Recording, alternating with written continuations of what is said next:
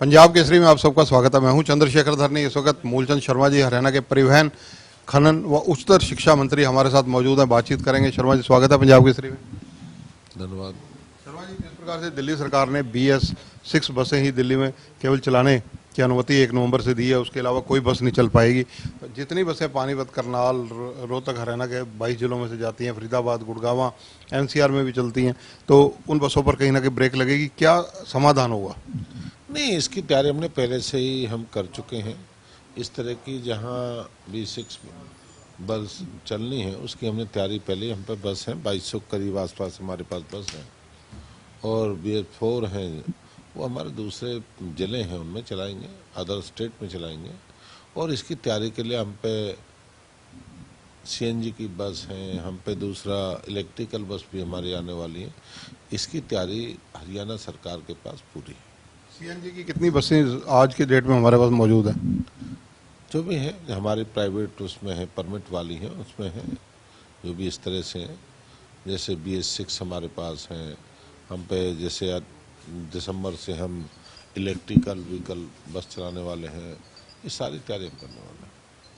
अगर जिस प्रकार से जो पुरानी बसें हैं जो BS6 नहीं है, उन पर कंट्रोल लगेगा, ऐसी कितनी बसें हैं जो प्रभावित होंगी और दूसरे रूटों पर भेजनी पड़ेंगी? ऐसा नहीं, कोई प्रभावित नहीं होगा। जहाँ दूसरे स्टेट है, पंजाब है, राजस्थान है, हिमाचल है, जहाँ पे उनकी और बस चलनी है वहीं वो बस चलेंगे। जहाँ दूसरे प्रदेशों की बस चलनी है जिस पे कोई प्रतिबंध नहीं है वहाँ चलाने का काम करेंगे हम। हरियाणा की टोटल बसों का अगर बेड़े की बात की जाए, आज की डेट में कितनी बसें हमारे पास हैं? आज हम पे सारे किलोमीटर्स की 5100 के करीब बस हैं, और हमारे पास 375 और हमारी इलेक्ट्रिकल बस हम लेने वाले हैं, कि हमारे पास और 125 बस और लेंगे हम, छोटी मिनी बस।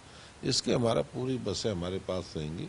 550 के आसपास इलेक्ट्रिकल बस होंगे और बाकी।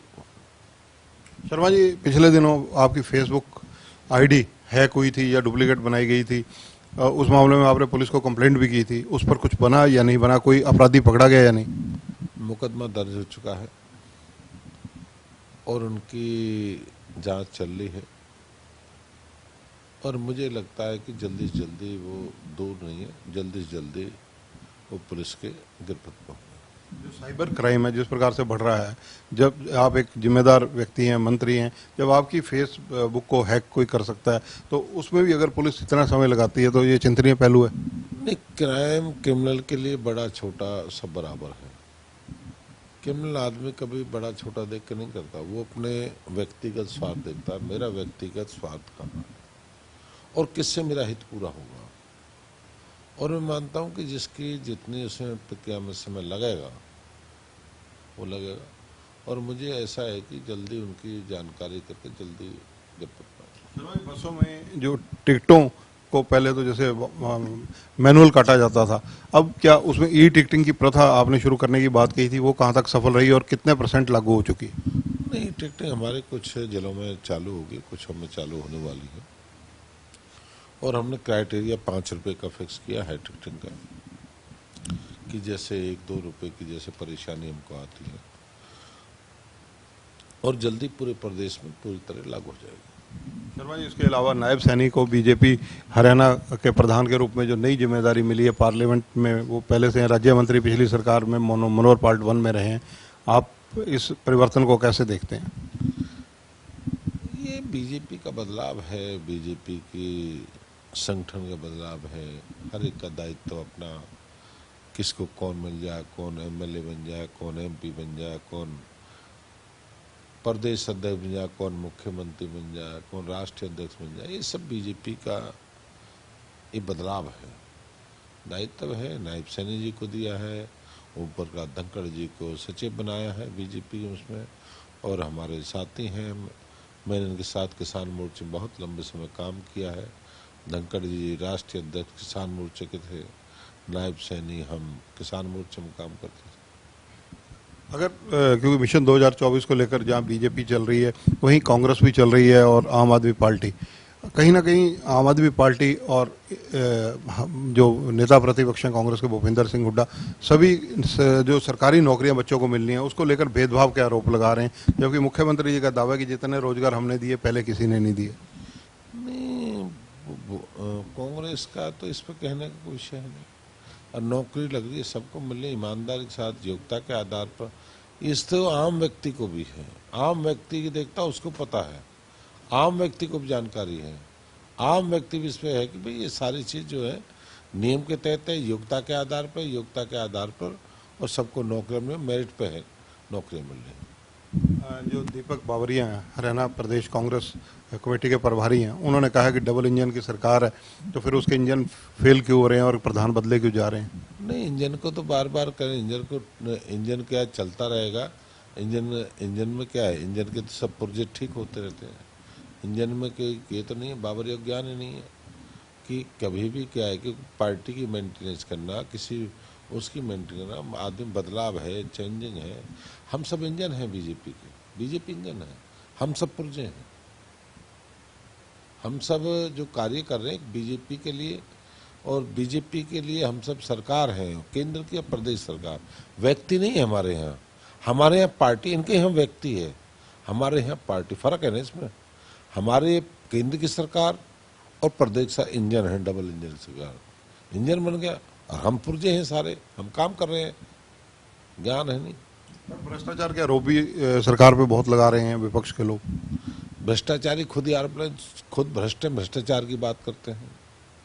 आरोप लगाना और सिद्ध करना बड़ा है। आरोप तो लगाना, आरोप तो कोई किसी पे लगा दो, किसी पे रोज लगाते हैं और रोज लगते हैं। कांग्रेस में जिस प्रकार से नेता प्रतिपक्ष भूपेंद्र सिंह हुड्डा ने पिछले दिनों ब्राह्मण को उप मुख्यमंत्री बनाने की बात कही, विशेषकर वैसे तो उन्होंने बाद में स्टेटमेंट बदली हुई कि 4 जातियों के उप मुख्यमंत्री बनाने की बात कही, फिर उसमें भी यू टर्न लिया एक बार, उन्होंने कहा कि जाट भी उप मुख्यमंत्री बन सकता है। ये सब घटनाक्रम को कैसे राजनीतिक रूप से कैसे अंकलित करेंगे आप? नहीं, मेरा मानना है कि कांग्रेस सबसे पुरानी पार्टी है, बहुत पुरानी पार्टी है, और कांग्रेस में कभी कल्पना नहीं थी कांग्रेस भी जातिवाद की बात करेगी। छोटी पार्टी, क्षेत्रीय पार्टी बात करते हैं, और जब सब कुछ हार जाता है, हताश हो जाता है, जब जातिवाद की, क्षेत्रवाद की बात करते हैं, कौम की बात करते हैं। और कांग्रेस पूरी तरह फेल हो चुकी है देश में, और प्रदेश में फेल है, देश में फेल है। जब ये जातियों की बात करती है, ये इसका मुख्यमंत्री होगा, इसका डिप्टी सीएम होगा, महकमे बांट लेंगे तो सल पड़ गया, तो अभी शायद महकमे बांट सकते हैं, ये महकमा उसको मिलेगा, ये समाज को मिलेगा, ये समाज को मिलेगा, ये उनकी नीति है। शर्मा जी, पिछले दिनों एक अधिसूचना जारी हुई थी परिवहन विभाग की तरफ से, जिसमें जो हरियाणा का अगर बात की जाए तो उसमें 2.5 रुपये और जो हैं उसको लेकर कहीं ना कहीं कहा गया था कि जो पैसे हैं वो खुले पैसे का जो है वो नहीं लिए जाएंगे, और कुछ ना कुछ पर माइलेज भी कम होने के संकेत मिले थे। कहीं लाभ भी है, कहीं हम 6 रुपये लेते थे वो 5 रुपये कर दिया, कहीं 4.5 रुपये थे उसका 5 हो गया। इसके फिक्स करा हुआ 5 रुपये का कुछ क्राइटेरिया रखे उन्होंने, किलोमीटर सीमा तय की है कि टूटे पैसे नहीं मिले, छोटे पैसे नहीं मिल पाते, परेशानियाँ होती हैं, तो ये चीज़ रखें। गरीबों का वाहन आप बताते हैं बस सेवा को, और बस सेवा को और सुदृढ़ करने के लिए 1 साल का समय अभी इलेक्शंस में है, आपके दिमाग में रोड मैप क्या है? नहीं, हमने जो था अपना तैयार करके धरातल पे तैयार है। एसी बस हमारे पास है, 150 एसी बस हमारे पास है, वोल्वो हमारे पास है, हम ऑर्डिनरी बस हमारे पास हैं। अब हम बढ़िया इनके लिए अब सारे बस स्टैंड सुंदर बना रहे हैं, बढ़िया उसके लिए एक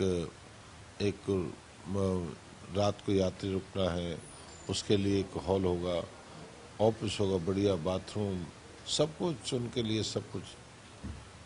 धन्यवाद। तो ये पंडित मूलचंद शर्मा जी हरियाणा के परिवहन, उच्चतर शिक्षा व खनन मंत्री हैं। कई मुद्दों पर इन्होंने बातचीत की और इन्होंने विपक्ष की बातों का भी जवाब दिया। कैमरामैन संजय सिंह के साथ चंद्रशेखर धरनी, पंजाब केसरी टीवी, चंडीगढ़।